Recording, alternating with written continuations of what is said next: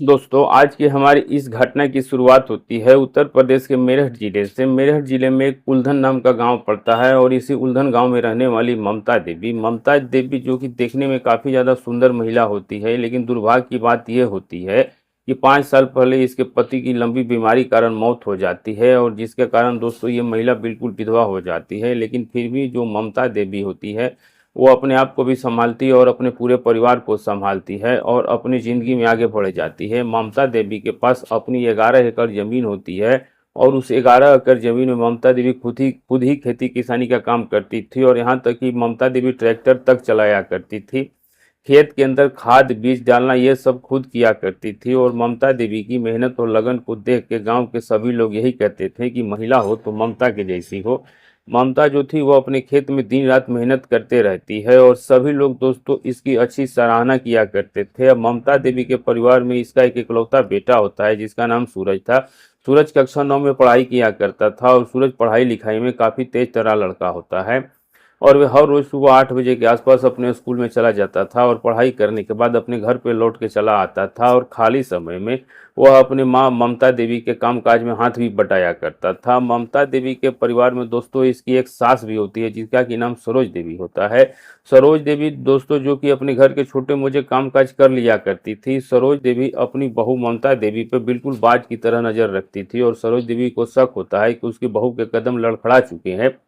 और वे गैर मर्दों के साथ अपना समय बिताती है। लेकिन दोस्तों सरोज देवी अपनी इस बहू को कभी भी रंगे हाथों नहीं पकड़ सकी थी। अब इसी दोस्तों पड़ोस के अंदर एक लड़का भी रहता था जिसका कि नाम मनोज होता है। मनोज जो था वो जमींदार के खेतों में मेहनत मजदूरी का काम किया करता था और मनोज एक ऐसा लड़का होता है जो गांव की महिलाओं को गंदी नज़र से देखता था और वो बड़ी उम्र की महिलाओं में काफ़ी दिलचस्पी रखता था और बड़ी उम्र की महिलाएं उसे काफ़ी अच्छी लगती थी। अब ये मनोज नाम का लड़का इस महिला ममता देवी के साथ मिलकर 2-3 बड़ी घटनाओं को अंजाम देने वाला होता है। लेकिन दोस्तों मनोज तो बाद में कांड करता है। सबसे पहले जो ये ममता देवी होती है वह एक बहुत बड़ा कांड को अंजाम दे देती है जिसकी गूंज इस पूरे गांव में फैल जाती है। और अब इस तरीके से दोस्तों समय गुजरता चला जाता है और एक तारीख आ जाती है 2 जनवरी 2026 का दिन सुबह 8 बजे का समय होता है। ममता देवी जो थी वो अपने घर के कामकाज खत्म करने के बाद सोचने लग जाती है कि उसे खेत में चलना चाहिए और खेत में जाने के बाद उसे अपने पशुओं के लिए कुछ चारा काट कर लेके चला आना चाहिए। अब इस तरीके से ममता देवी करीब 10 बजे के आसपास अपने खेत में जाती है और खेत में जाने के बाद वह चारा काटने में व्यस्त हो जाती है। उसी समय दोस्तों ममता देवी की फ़ोन की घंटी बजती है और ममता देवी जो है वो अपना फ़ोन पिकअप करती है। फ़ोन पे उसका प्रेमी धर्मवीर उससे बातचीत कर रहा होता है और धर्मवीर कहता है कि मैं 2 महीने के बाद दिल्ली से आया हूँ और मैं तुमसे मिलना चाहता हूँ। ममता देवी दोस्तों उसी समय अपने प्रेमी धर्मवीर को कहती है कि मैं खेत में कुछ काम काज करने आई हूँ, तुम मेरे खेत में आ सकते हो। अब इस तरीके से जो धर्मवीर होता है वह मोटरसाइकिल लेकर के खेत में पहुँच जाता है। खेत में जाने के बाद धर्मवीर देखता है कि वहाँ पर ममता देवी अपने खेत के अंदर चारा काट रही होती है और जैसे ही ये लड़का धर्मवीर ममता देवी के पास पहुँचता है तो ममता देवी की खूबसूरती और सुंदरता को देख के धर्मवीर की नीयत खराब हो जाती है और धर्मवीर सबसे पहले ममता देवी से मिलता है और कहता है कि मैं 2 महीने के बाद अपने गांव में आया हूं और सिर्फ तुमसे मिलने के लिए आया हूं। जैसे ही दोस्तों इन दोनों के बीच ये सारी बातें हो रही होती है तो धर्मवीर इस ममता देवी को कहने लगता है कि देखो ममता, तुम खेत में काम काज करते रहती हो, ये बात मुझे बिल्कुल भी अच्छी नहीं लगती। तुम्हारे पास 11 एकड़ जमीन है और तुम्हारे पास पैसे भी हैं, तो तुम अपने खेत के काम के लिए कोई अच्छा सा नौकर देख लो। ममता कहती है नौकर तो मैं रख सकती हूँ लेकिन नौकर ठीक तरीके से खेत में काम नहीं करता है। अब इसके बाद धर्मवीर जो था वो कहने लगता है कि तुम एक बार नौकर के रख को देखो और अगर वह काम ठीक से करेगा तो उसको रख लेना और उसे खेत के काम काज करवा लेना। अब दोस्तों जब ये सारी बातें जब ये दोनों बातें कर रहे होते हैं तो धर्मवीर इस महिला से कहता है कि देखो खेत में इसमें अभी कोई भी नहीं है और पास में ही ईख का खेत है, तो चलो हम लोग दोनों अपना समय गुजार लेते हैं। ममता देवी कहती है कि इस समय खेत में कोई भी आ सकता है और खेत में ये सब काम करना ठीक बात नहीं है।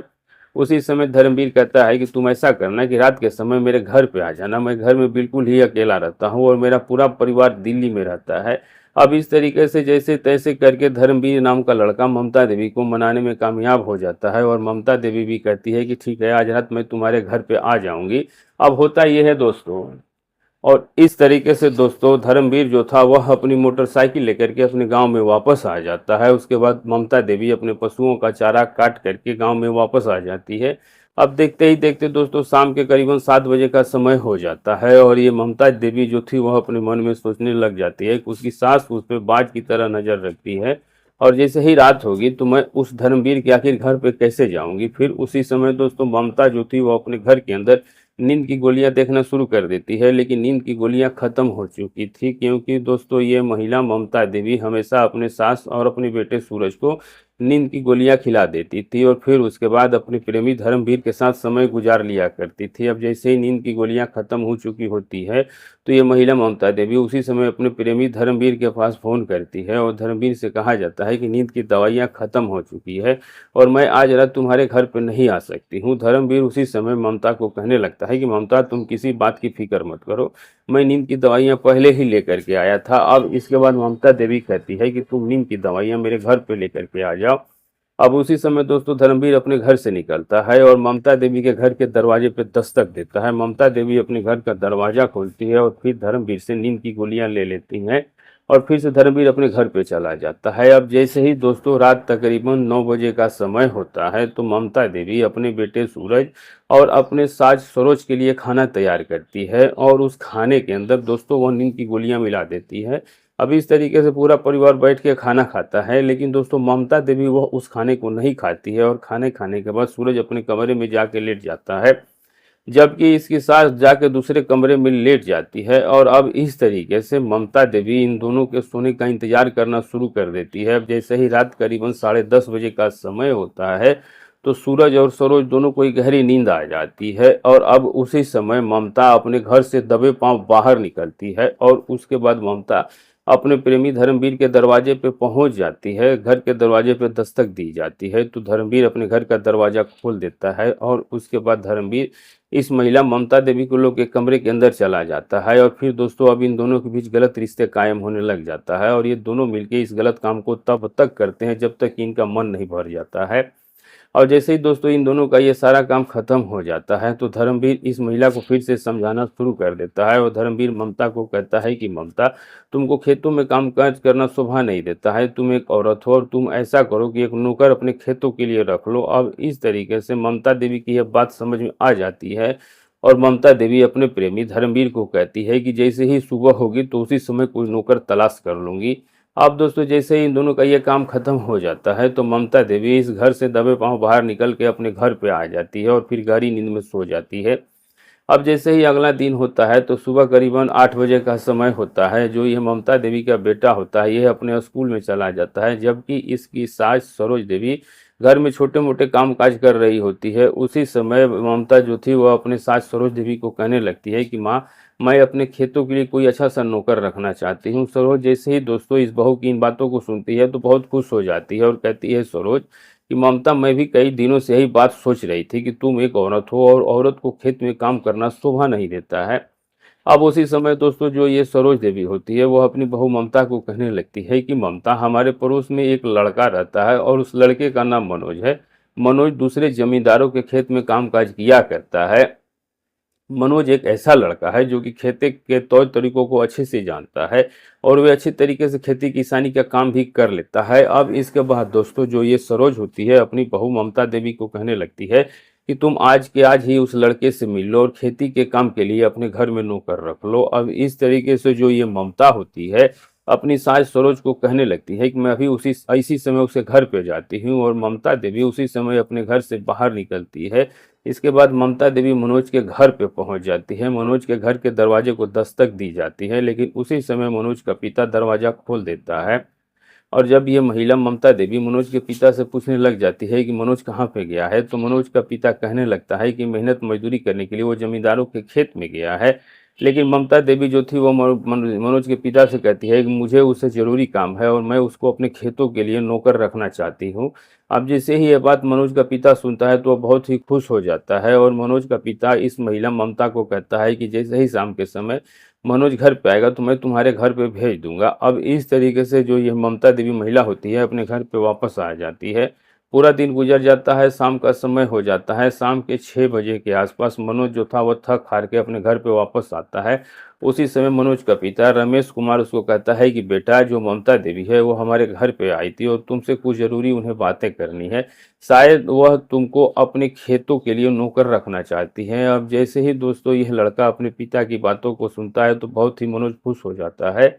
और मनोज उस समय खाना भी नहीं खाता है और दोस्तों वह उसी समय अपने घर से बाहर निकल जाता है और सीधा ही ममता देवी के घर पे आ जाता है। ममता देवी के घर के दरवाजे पे दस्तक दी जाती है और उसके बाद ममता घर का दरवाज़ा खोल देती है और उसके बाद वो देखती है कि बड़ा ही हैंडसम नौजवान लड़का मनोज कुमार उसके सामने खड़ा होता है। अब मनोज की नज़रें जैसे ही ममता देवी पे पड़ती है तो इसकी खूबसूरती और सुंदरता को देख के मनोज की नीयत खराब हो जाती है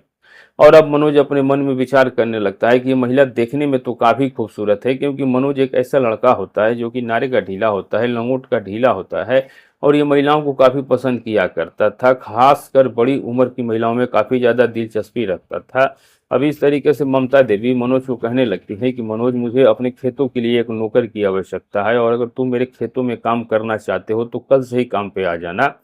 अब दोस्तों उसी समय मनोज तुरंत हाँ कह देता है और कहता है कि मैं कल से ही आपके खेत में नौकरी करने के लिए आ जाऊंगा। अब इस तरीके से मनोज बहुत ही ज़्यादा खुश होकर के अपने घर पे वापस चल जाता है। लेकिन आगे भविष्य में चल के मनोज और ये ममता देवी चलकर एक बहुत बड़े कांड को अंजाम देने वाले होते हैं। अगले दिन से दोस्तों ये लड़का मनोज ममता देवी के खेतों में काम करना शुरू कर देता है और वे हर रोज़ सुबह 8 बजे के आसपास ममता के घर पे आता था और फिर खेत में चला जाता था। सारी दिन खेत में मेहनत मजदूरी करता था और उसके बाद फिर अपने घर पे चला जाया करता था। लगभग दोस्तों करीबन 1 महीने का वक्त गुजर जाता है और बीते हुए इस 1 महीने के दौरान मनोज कुमार ने अपनी मालकिन की खूबसूरती को करीब से देखा था और यह लड़का दोस्तों अब अपनी मालकिन को किसी न किसी तरीके से हासिल करना चाहता था और दूसरी तरफ ममता देवी भी अपने इस नौकर मनोज कुमार की तरफ आकर्षित हो जाती है। अब इस तरह से करके धीरे धीरे करके इन दोनों में बातचीत होना शुरू हो जाती है और जैसे ही बातचीत होती है तो दोनों की दूरियां भी कम होना शुरू हो जाता है और दोनों दोस्तों एक दूसरे के काफ़ी नज़दीक आ जाते हैं। कुछ दिनों का समय गुजरने के बाद एक तारीख आ जाती है, 5 फरवरी 2026 का दिन, सुबह 8 बजे का समय होता है और ये ममता देवी का बेटा सूरज जो था वो स्कूल में पढ़ाई करने के लिए चला जाता है। दूसरी तरफ जो इसकी सास सरोज होती है वो घर में कामकाज कर रही होती है। उसी दौरान जो यह लड़का मनोज कुमार जो होता है वो इसके घर पे आ जाता है और फिर इसके बाद ममता देवी को कहने लगता है कि मालकिन, मैं खेत में जा रहा हूँ, अगर कोई काम हो तो पहले ही बताना। लेकिन ममता देवी जो थी वो अपने मन में विचार करने लगती है कि आज इस लड़के के साथ खेत में जाना चाहिए और ममता उसी समय अपने कमरे में जाती है, कमरे की अलमारी को खोलती है, उसमें से 5,000 रुपये निकालती है और 5,000 रुपये निकलने के बाद अपने नौकर मनोज को कहने लगती है कि मनोज, मुझे खेतों में गए हुए करीबन 1 महीने का समय बीत चुका है और आज मैं अपना खेत देखना चाहती हूँ, मैं भी तुम्हारे साथ चलती हूँ। अब इस तरीके से ममता देवी अपने नौकर मनोज कुमार के साथ खेत में चली जाती है। खेत में जाने के बाद मनोज कुमार पशुओं के लिए चारा काटना शुरू कर देता है और ये महिला कुछ देर तक अपने खेत में इधर उधर टहलते रहती हैं। तभी दोस्तों ये जो महिला होती है अपने मनोज नौकर के पास आती है और मनोज को खेत में अकेला देखकर ममता बिल्कुल इसके पास आ जाती है और अपने इस नौकर से कहने लगती है कि मनोज देखो, खेत में दूर दूर तक कोई भी नहीं है और पास में ही ईख का खेत है, चलो ईख के खेत में हम लोग अपना समय गुजारते हैं। अब जैसे ही दोस्तों ये बात नौकर को सुनाई देती है तो नौकर मनोज अपने मन में सोचने लग जाता है कि जब ये महिला आगे से बात कह रही है तो फिर फ़ायदा उठाने में ही मेरा फ़ायदा है। अब इस तरीके से मनोज कुमार अपनी इस मालकिन को कहने लग जाता है कि मालकिन, खेत में कोई आ भी सकता है, लेकिन ममता जो थी वह कहती है कि तुम्हें इस बात से कोई भी एतराज़ नहीं होना चाहिए, खेत में कोई भी दूर दूर तक नहीं है और ना ही मेरे खेत में कोई दूसरा तीसरा व्यक्ति आता जाता है। लेकिन फिर भी दोस्तों ये महिला मनोज का मन रखने के लिए उसे कुछ पैसे देती है और कहती है कि चलो खेत में वक्त गुजारते हैं। अब इसके बाद मनोज कुमार अपनी इस मालकिन ममता देवी के साथ ईख के खेत में चला जाता है और ईख के खेत में जाने के बाद इन दोनों के बीच गलत काम होना शुरू हो जाता है और ये दोनों ही अपने गलत तरीके से गलत रिश्ते कायम करने लग जाते हैं और ये दोनों मिलकर तब तक इस गलत का काम को करते हैं जब तक कि दोनों का मन नहीं भर जाता है, दोनों को खुशी नहीं मिल जाती है और जैसे ही इन दोनों का सारा खेल खत्म हो जाता है तो ये महिला इनसे कहने लगती है कि कुछ और पैसे शाम के समय दूंगी। अब मनोज कुमार को कुछ पैसे मिल चुके थे तो मनोज कुमार बहुत ही ज़्यादा खुश हो जाता है और मनोज सोचता है कि उसकी मालकिन जो है अब वह उसे पैसे भी दिया करेगी और साथ में उसके साथ समय भी बिताया करेगी। दूसरी तरफ दोस्तों ममता भी अपने मन में सोचने लग जाती है कि अब उसको अब पुराने प्रेमी की कोई भी आवश्यकता नहीं है, अब वो अपने नौकर के साथ ही अपना समय गुजार लिया करेगी और इस बारे में किसी को कानो कान भनक भी नहीं लगेगी। अब दोस्तों इस तरीके से नौकर और मालकिन का जो प्रेम प्रसंग होता है वह शुरू हो जाता है। तो अब ये मालकिन हर रोज अपने नौकर के साथ खेत में आती थी और खेत में आने के बाद इसे कुछ पैसे देती थी और उसके बाद दोस्तों इसके साथ अपनी ही मर्जी से एक के खेत में जाके इसके साथ समय गुजार लिया करती थी। अब होता ये है दोस्तों, अब दोस्तों इसके बाद कुछ दिनों का समय गुजरने के बाद एक तारीख आ जाती है। 2 मार्च 2026 का दिन, सुबह 9 बजे का समय होता है। लड़का जो यह मनोज था ममता देवी के घर पे काम करने के लिए आता है और ममता देवी को कहने लगता है कि मालकिन मैं खेत में जा रहा हूँ। ममता कहती है कि आज मैं खेत में नहीं जाऊंगी, तुम आज अकेले ही खेत में चले जाओ। अब इस तरीके से जो मनोज कुमार होता है वो खेत में काम काज करने के लिए चला जाता है। खेत में जाने के बाद काफ़ी देर तक ये काम काज करता है। उसी समय इसका एक दोस्त जिसका नाम प्रवीण होता है वो खेत में पहुंच जाता है और जो प्रवीण होता है वो अपने साथ कुछ शराब भी लेकर के आया था। प्रवीण अपने दोस्त इस मनोज से मिलता है और मनोज से मिलने के बाद कहने लगता है कि मनोज देखो आज खेत में कोई भी नहीं है तो चलो आज बैठ के पार्टी कर लेते हैं। मनोज भी मान जाता है और इस तरीके से मनोज और प्रवीण दोनों बैठ के खेत के अंदर शराब पीना शुरू कर देते हैं और दोनों को जब थोड़ा थोड़ा नशा हो जाता है तो यह लड़का जो मनोज होता है अपने दोस्त प्रवीण को कहने लगता है कि देखो प्रवीण, मैं अपनी मालकिन के साथ अपना समय बिताता हूँ। प्रवीण दोस्तों उसी समय हंसना शुरू कर देता है और कहता है कि तुम झूठ बोल रहे हो, क्योंकि जो तुम्हारी मालकिन ममता देवी है वो ऐसी महिला बिल्कुल भी नहीं है। लेकिन दोस्तों लड़का जो ये मनोज था कहने लगता है कि मैं उसके साथ तीसरे चौथा दिन हर रोज खेत में समय गुजारता हूँ। अब जैसे तैसे करके मनोज प्रवीण को विश्वास दिला देता है, लेकिन प्रवीण जो था वो कहने लगता है कि मैं तब यकीन करूंगा जब तुम आज अपने इस मालकिन को खेत में बुलाओगे। ये लड़का उसी समय अपनी मालकिन के पास फोन करता है और कहता है कि मैं तुमसे मिलना चाहता हूँ, तुम जल्दी से खेत में आ जाओ। ममता जो थी वह कहती है कि मैं अभी से 20 से 25 मिनट में तुम्हारे पास पहुंच रही हूँ और उसी समय ममता अपने घर से बाहर निकलती है। 20-25 मिनट के बाद ममता खेत में पहुंच जाती है और ममता देखती है कि वहां पे मनोज अकेला नहीं होता है, बल्कि मनोज के साथ उसका दोस्त प्रवीण कुमार बैठा होता है। और जैसे ही दोस्तों यह महिला इन दोनों लड़कों के पास आती है तो देखती है कि इन लड़कों ने काफ़ी शराब पी रखी है। लेकिन दोस्तों ममता देवी इस बात का कोई परवाह नहीं करती है और ममता देवी मनोज को कहती है कि चलो पास में ही का खेत है वहाँ पे चलते हैं। तभी मनोज जो था वह कहता है कि आज मेरा दोस्त प्रवीण भी तुम्हारे साथ समय गुजारना चाहता है। ममता जो थी वह बिल्कुल भी हद से गुजर चुकी होती है और उसको किसी की कोई भी परवाह नहीं था और वह एक बार भी इस बात के बारे में नहीं सोचती है कि उसके सामने उसका नौकर बैठा हुआ है। अब इस तरीके से जो यह मनोज होता है अपने दोस्त प्रवीण को कहता है कि चलो खेत में चलते हैं और इसके बाद दोस्तों ये दोनों ही लड़के इस महिला ममता देवी को लेकर ई के खेत में चले जाते हैं। ई के खेत में जाने के बाद ये दोनों लड़के इस महिला के साथ समय गुजार लेते हैं और दोस्तों ये महिला भी इन दोनों के साथ समय बिता लेती है। अब दोस्तों ममता इन दोनों लड़कों के साथ गलत रिश्ते कायम करने के बाद इन दोनों लड़कों को कुछ पैसे देती है और पैसे देने के बाद इन दोनों लड़कों को कहती है कि जब भी मेरा मन करेगा तुमको खेत में बुला लिया करूंगी। अब इस तरीके से ममता देवी ना तो अपने परिवार की परवाह करती है ना ही समाज की परवाह करती है और एक बिल्कुल ही चरित्रहीन महिला बन के रह जाती है। और इस तरीके से ये सारा काम खत्म करने के बाद ममता देवी अपने घर पे आ जाती है और अपने काम काज में व्यस्त हो जाती है। कुछ दिनों का समय गुजरने के बाद एक तारीख आ जाती है 10 मार्च 2026 का दिन। आज के समय में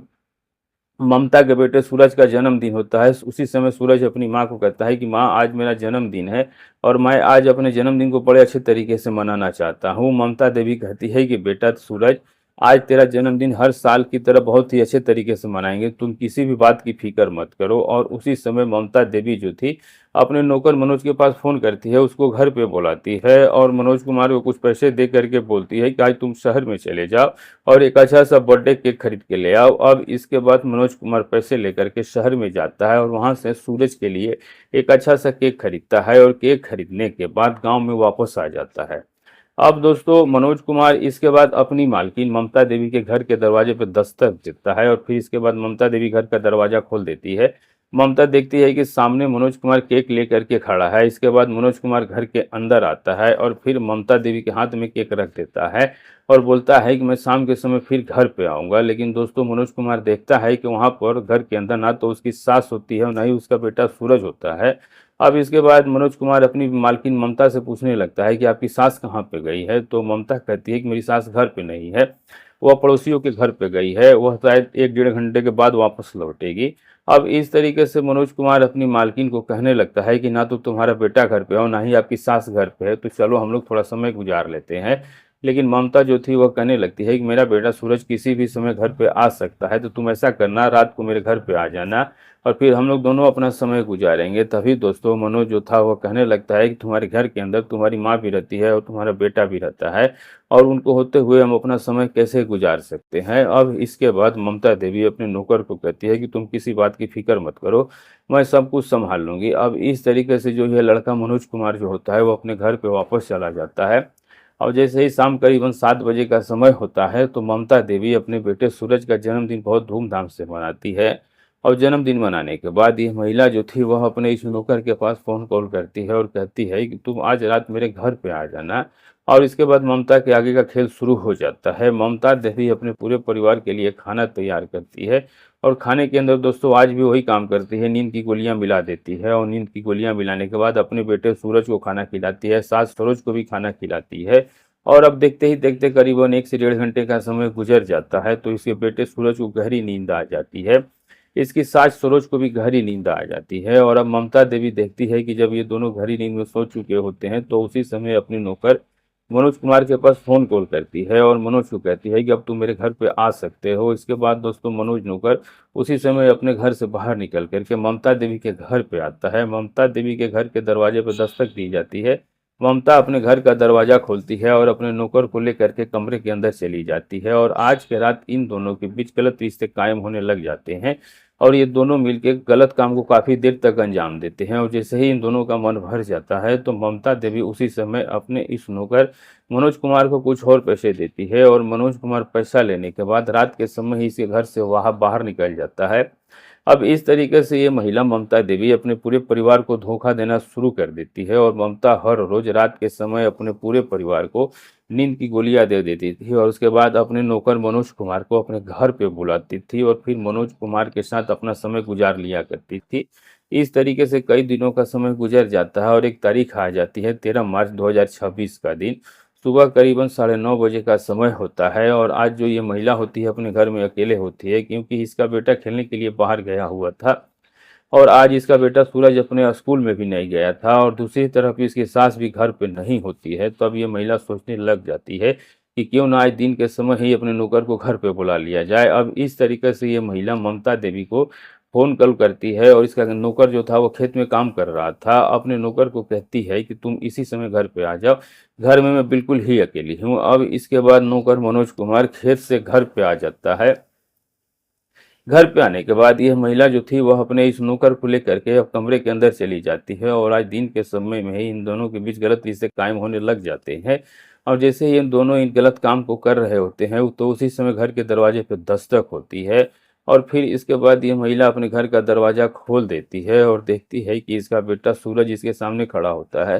सूरज दोस्तों घर के अंदर प्रवेश कर जाता है और जैसे ही वह कमरे में जाके देखता है तो उसका जो नौकर होता है मनोज, वो आपत्तिजनक स्थिति में कमरे के अंदर लेटा हुआ था। मनोज को ऐसी आपत्तिजनक स्थिति में देख के सूरज अंदाजा लगा लेता है कि उसका जो नौकर मनोज है वह उसके माँ के साथ गलत काम किया करता है। अब लड़का जो ये सूरज होता है इस बात को बर्दाश्त नहीं कर पाता है और सूरज उसी समय इस नौकर मनोज कुमार को गालियाँ देना शुरू करता है। लेकिन दोस्तों जब बात गालियों से नहीं बनती है तो सूरज उसी समय पास में पड़ी दोस्तों एक चारा काटने की दराती उठा लेता है और उसके बाद उसी दराती से मनोज कुमार के पेट में दाँती घुसा देता है। 3-4 बार दाँतियाँ उसके पेट के अंदर मार दी जाती है। मनोज कुमार दोस्तों वहीं तुरंत ही नीचे गिर जाता है। लेकिन दोस्तों यह लड़का जो सूरज होता है वो हद से गुजर जाता है और ये अपनी माँ के पेट में भी 4-5 दाँतियाँ घुसा देता है, अपनी माँ का गला दाँतियों से काट देता है और इतना सब कुछ करने के बाद यह पूरे हत्याकांड को अंजाम देने के बाद अपने घर से खून से लथपथ हुआ बाहर निकल जाता है।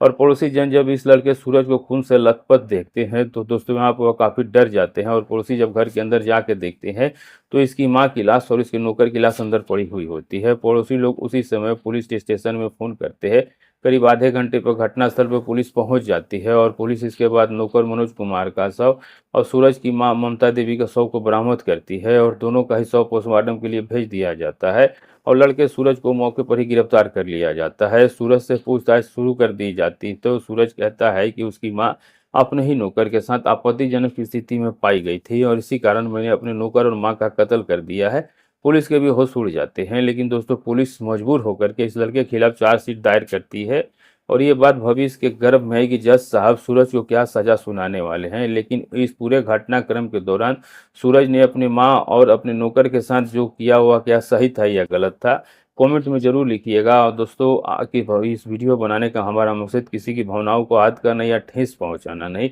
सिर्फ आपको जागरूक और सचेत करना है। तो वीडियो अच्छी लगी हो तो लाइक ज़रूर कीजिएगा, कमेंट करना बिल्कुल भी मत भूलिएगा। मिलेंगे सही किसी सच्ची घटना के साथ, तब तक के लिए नमस्कार।